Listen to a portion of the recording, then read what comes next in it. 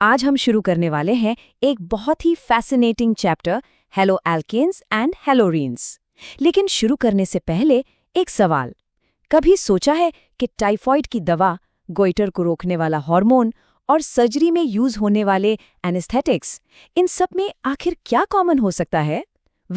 इसका जवाब इसी चैप्टर में छिपा है। तो चलिए शुरू करते हैं। हाँ, तो सवाल यही है, इन सब लाइफ सेविंग सब्सटेंसेस में आखिर क्या कनेक्शन है?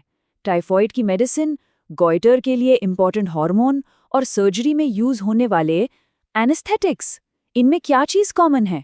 सोचिए जरा। तो जवाब ये है कि ये सभी हैलोजन कंटेनिंग ऑर्गेनिक कंपाउंड्स हैं। जी हाँ, एक खास तरह के ऑर्गेनिक कंपाउंड्स जिनमें हैलोजन्स होते हैं, और आप देखेंगे इनका हमारी डेली लाइफ में बहुत बड़ा रोल है। तो चलिए सबसे पहले एकदम बेसिक्स से शुरू करते हैं।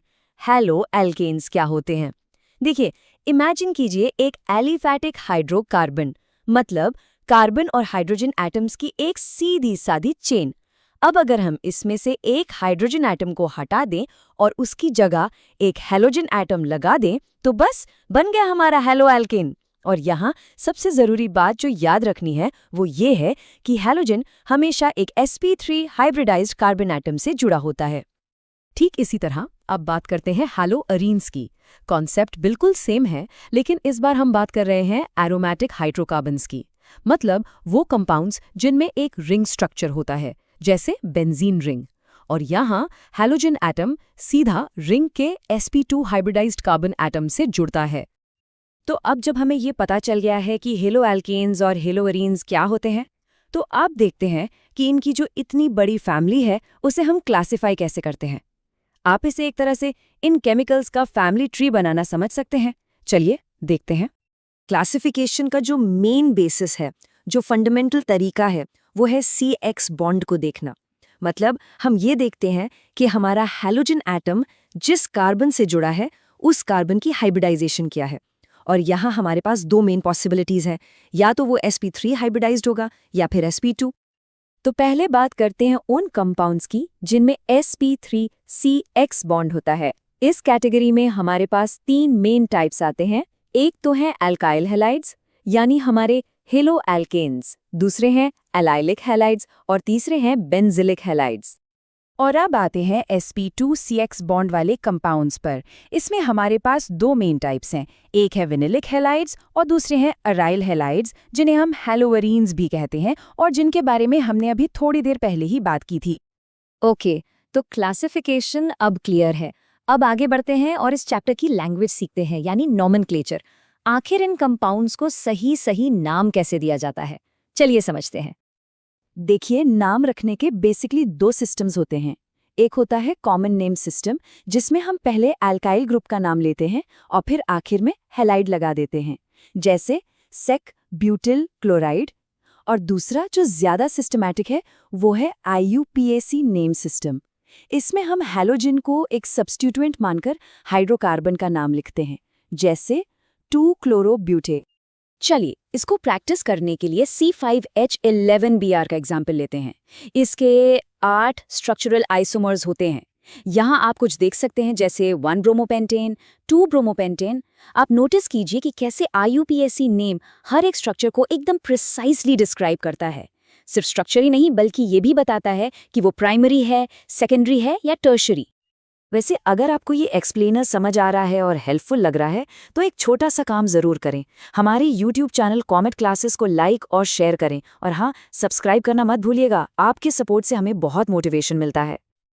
और हाँ, एक और बात, हमारा एक दूसरा चैनल भी है जहाँ आपको और भी बढ़िया एजुकेशनल कंटेंट मिलेगा। उसका लिंक आपको ऊपर आई बटन में मिल जाएगा, तो उसे भी जरूर चेकआउट करें।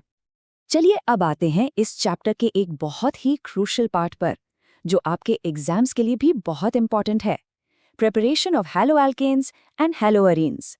देखते हैं कि एक केमिस्ट की टूल किट में इन्हें बनाने के कौन कौन से तरीके होते हैं। तो हैलो एल्केन्स बनाने का जो सबसे बेस्ट और सबसे कॉमन मेथड है वो है अल्कोहल से।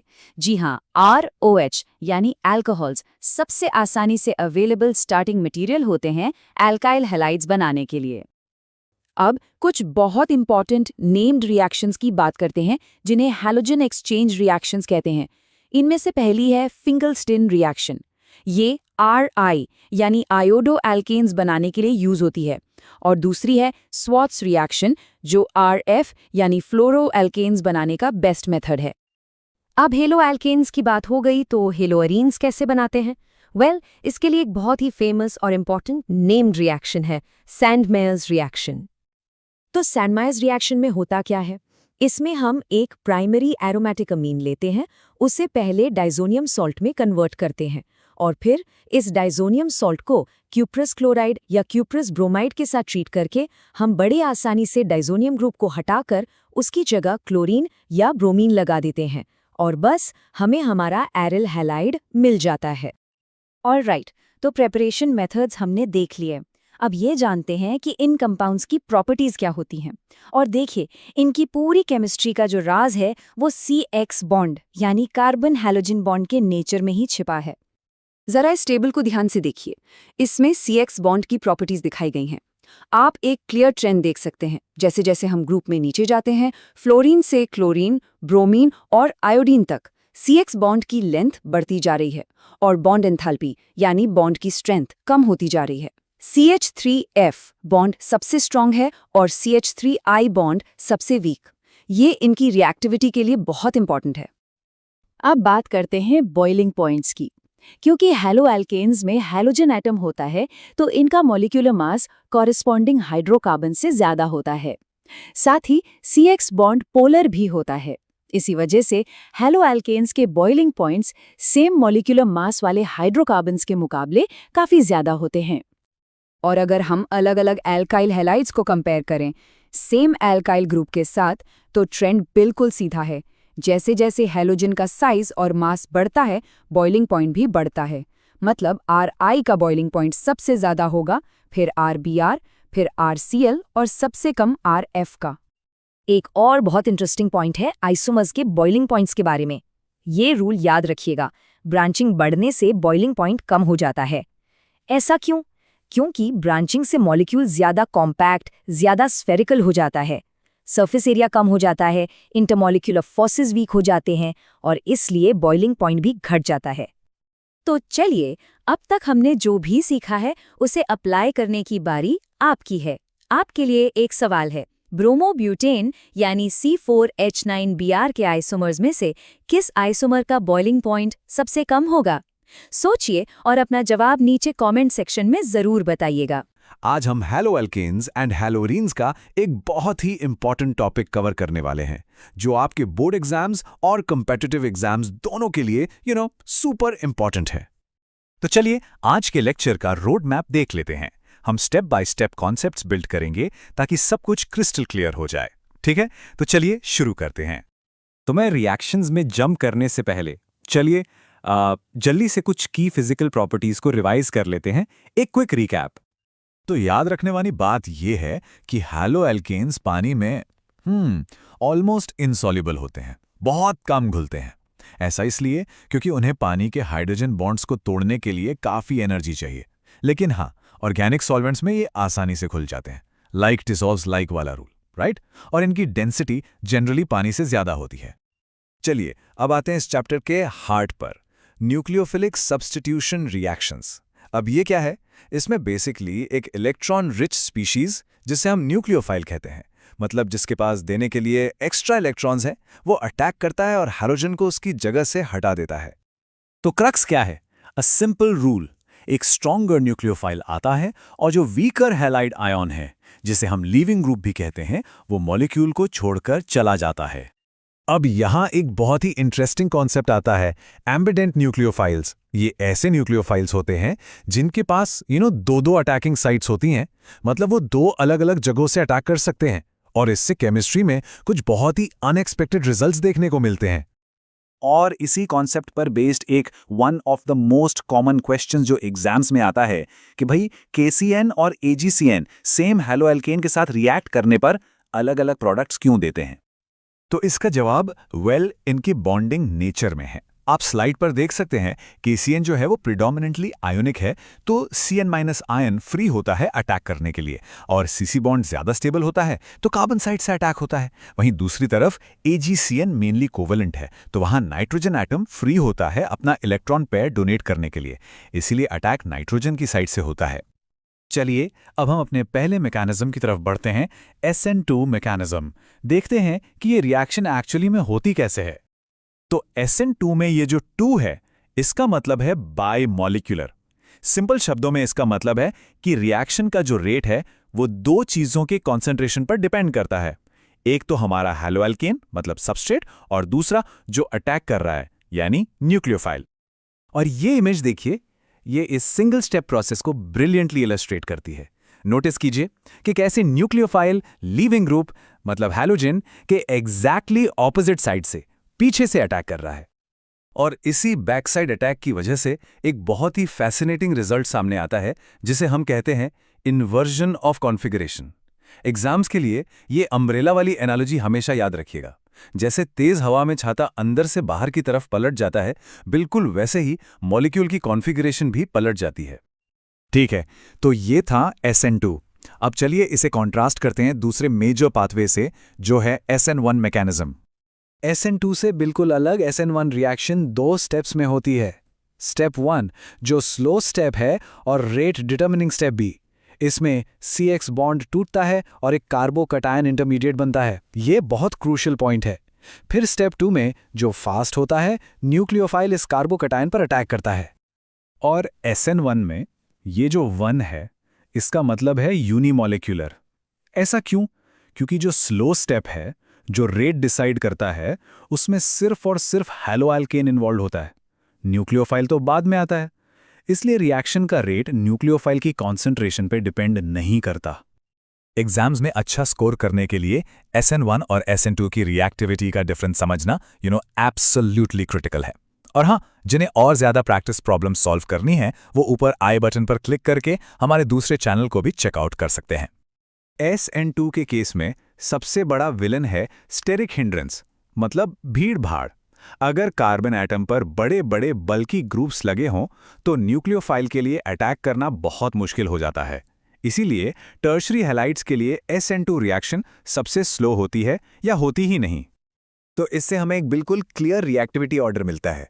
SN2 के लिए ऑर्डर है प्राइमरी, सेकेंडरी, टर्शरी। उसे कम भीड़ चाहिए। जबकि SN1 के लिए ऑर्डर बिल्कुल उल्टा है, टर्शरी, सेकेंडरी, प्राइमरी। क्यों? क्योंकि SN1 में कार्बोकैटायन की स्टेबिलिटी मैटर करती है और टर्शरी कार्बोकैटायन सबसे ज्यादा स्टेबल होता है। ये स्लाइड आपके रिवीजन के लिए की है। इसका स्क्रीनशॉट जरूर ले लीजिए। ये SN1 और SN2 के बीच के 5 मेन डिफरेंसेस को परफेक्टली समराइज करती है, जो आपको एब्सोल्युटली पता होनी चाहिए।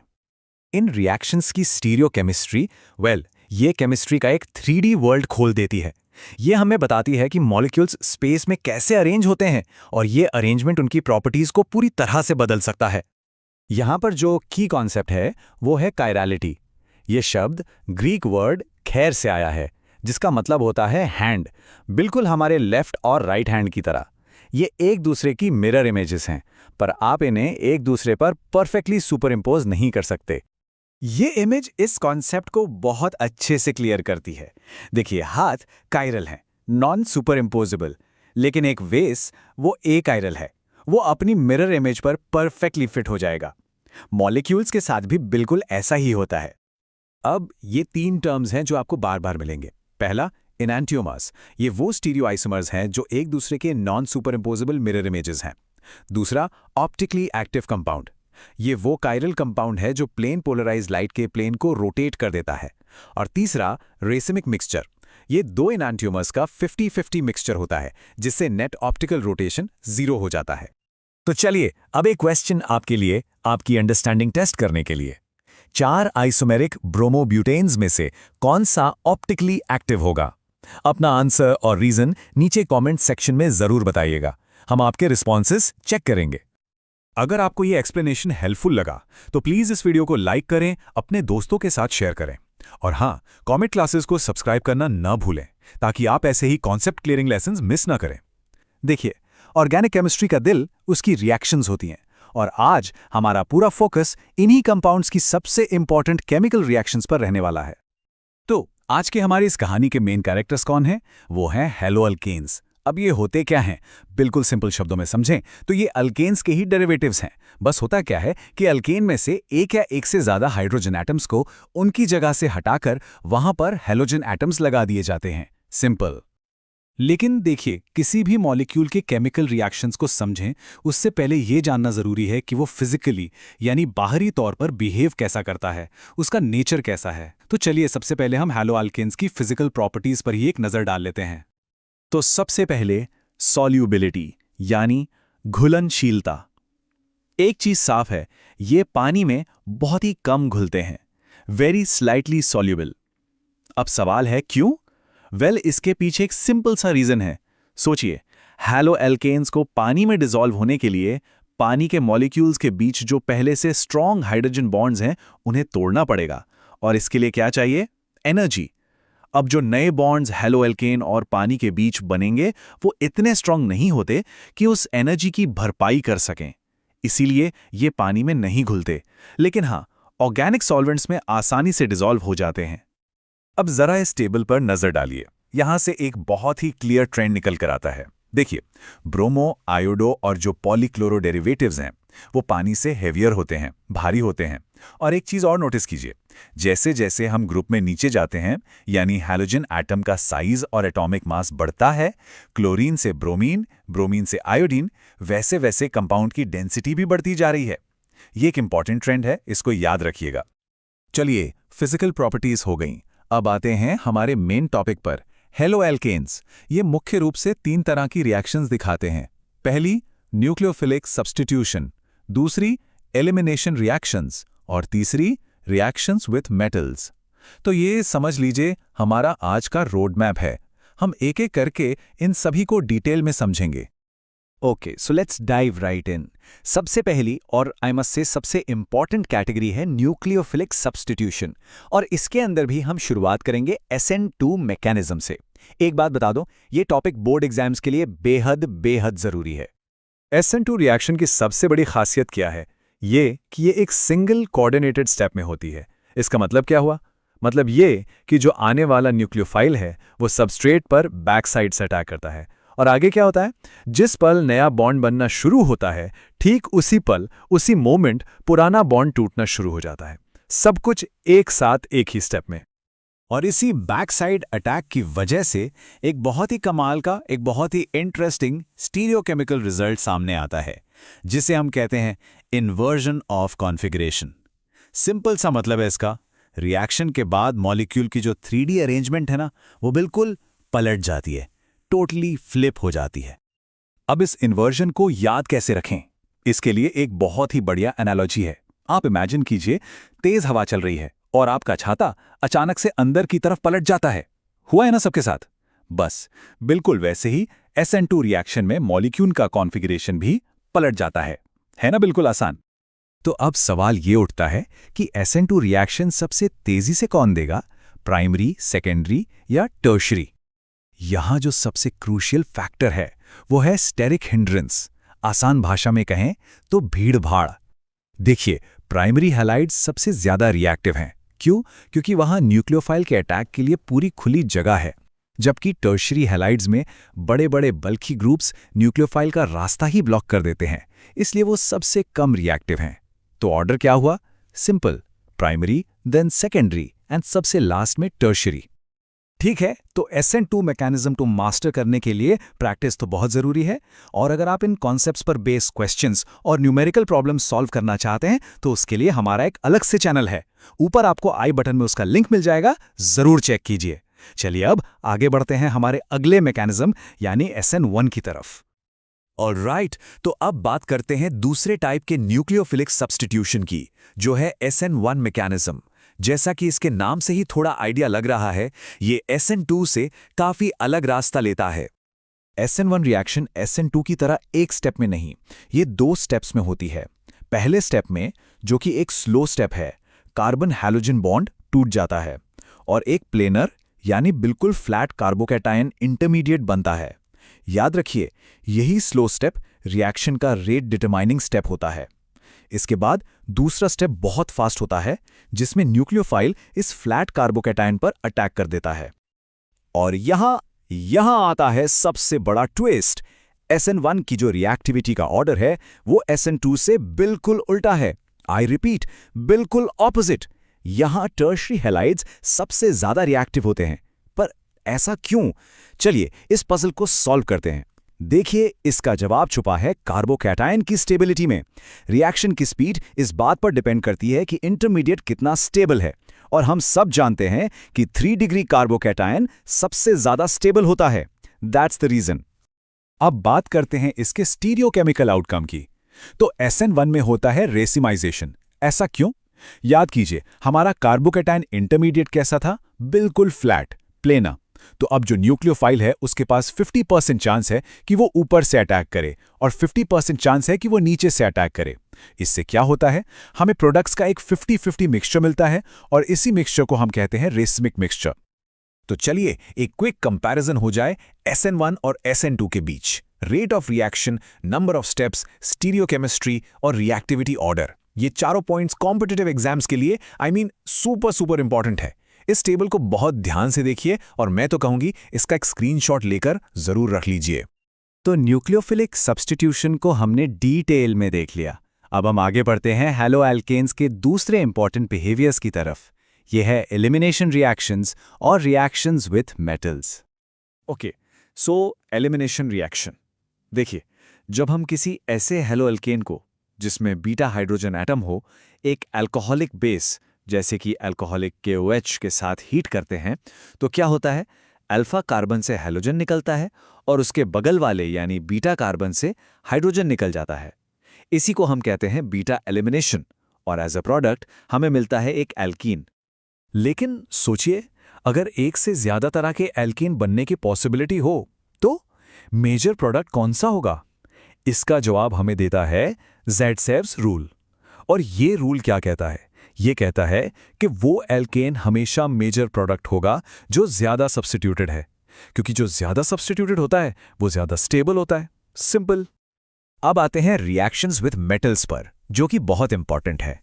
ड्राई ईथर की प्रेजेंस में जब एक हैलो एल्केन मैग्नीशियम मेटल से रिएक्ट करता है तो बनता है ऑर्गेनिक केमिस्ट्री का एक जादुई कंपाउंड, जिसे हम कहते हैं ग्रिग्नार्ड रिएजेंट। और वहीं दूसरी तरफ जब रिएक्शन सोडियम के साथ ड्राई ईथर में होती है तो उसे कहते हैं वर्ट्स रिएक्शन। इसका इस्तेमाल हम कार्बन चेन की लेंथ को ठीक डबल करने के लिए करते हैं। चलिए, अब तक हमने हैलो एल्केन्स की बात की। अब थोड़ा सा फोकस हैलोअरीन्स पर करते हैं। हैलोअरीन्स क्या होते हैं? सिंपल, वो कंपाउंड्स जिनमें हैलोजन एटम डायरेक्टली एक बेंजीन रिंग से जुड़ा होता है। और इनके बारे में एक सबसे जरूरी बात जो आपको पता होनी चाहिए वो ये है कि न्यूक्लियोफिलिक सब्स्टिट्यूशन के लिए हैलो एल्केन से बहुत ही कम रिएक्टिव होते हैं। पर आखिर ऐसा क्यों है? इसके 2 मेन रीजंस हैं। पहला है रेजोनेंस इफेक्ट।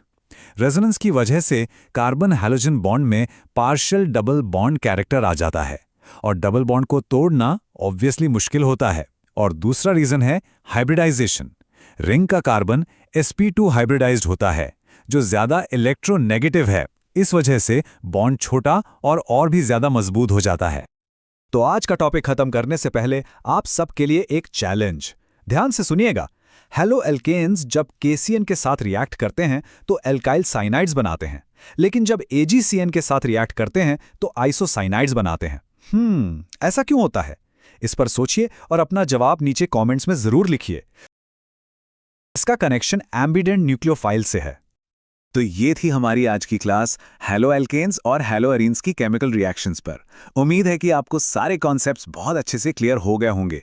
अगर ये सेशन आपके लिए हेल्पफुल रहा तो इसे लाइक ज़रूर करें, अपने फ्रेंड्स के साथ शेयर करें, और हाँ, आगे आने वाले ऐसे ही इंपॉर्टेंट टॉपिक्स के लिए कॉमेंट क्लासेस को सब्सक्राइब करना बिल्कुल मत भूलिएगा। मिलते हैं जल्द ही अगले टॉपिक के साथ।